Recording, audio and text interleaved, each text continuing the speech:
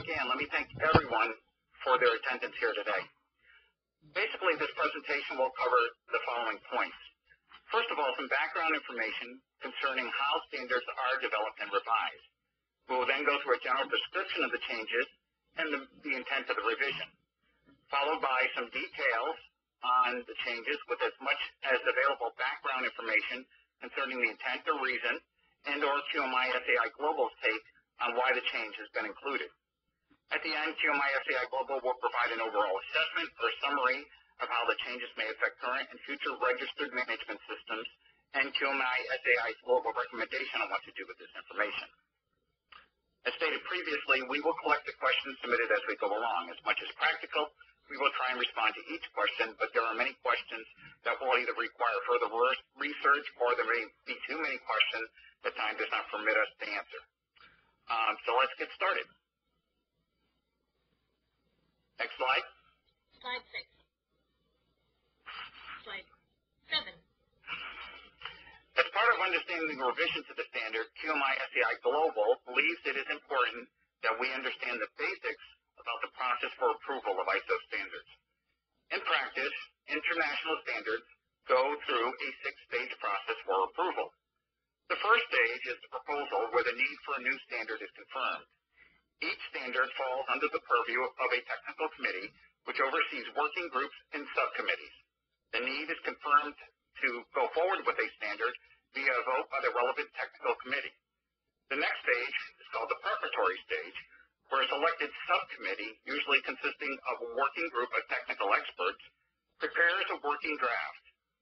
Several working drafts may be created until the working group is satisfied, at which time it is forwarded to the parent committee for some consensus building. The parent committee reviews the working draft, and upon agreement with any technical comments, a committee draft is issued.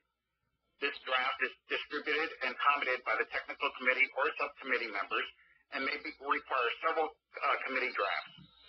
Upon agreement, the committee draft is then elevated to what they call a draft international standard, or DIS. At the inquiry stage, the DIS is circulated to all members of ISO for comment over a 5-month period. Technical comments may be considered at this time for incorporation.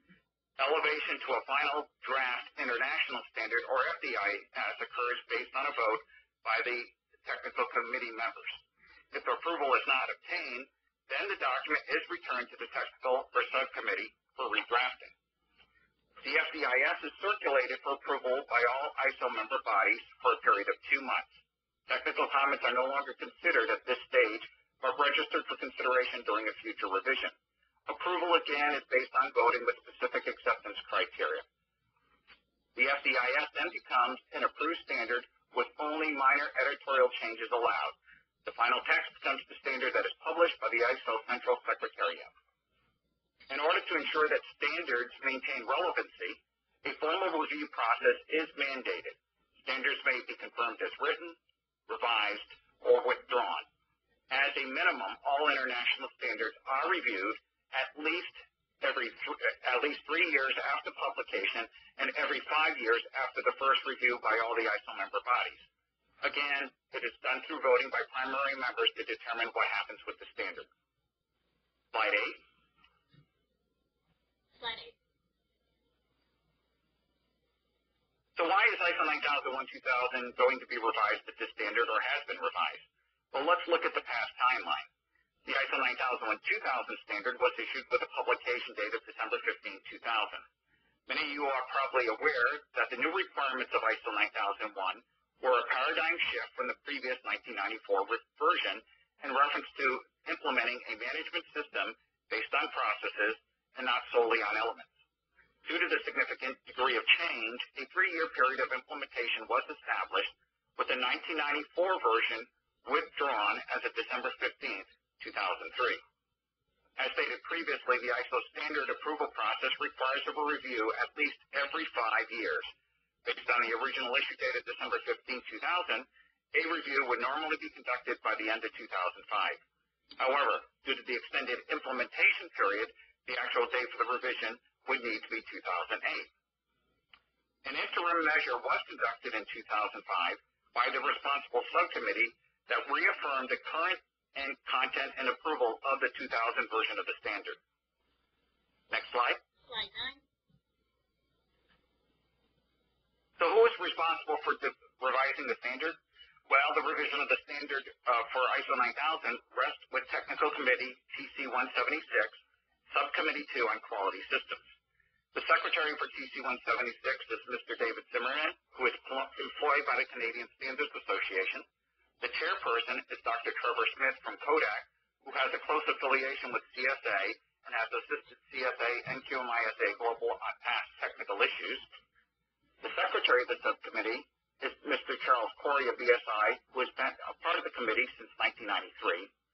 And Dr. John Davies is the current chairperson of Subcommittee 2 for the last 5 years. Currently, there are 65 representatives from 65 countries on Subcommittee 2, with another 10 countries participating as observers. Participating countries have voting rights on all standards, while observing countries do not. Canada, the United States, and Mexico are represented by SEC, the Standards Council of Canada, ANSI, and DGN, respectively. With such a diverse representation, it can be agreed that reaching a consensus on what should be changed and what should not be changed can be difficult, especially when one considers the various nuances of language.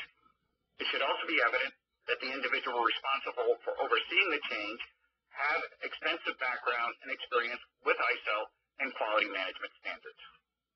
Next slide. Slide 10.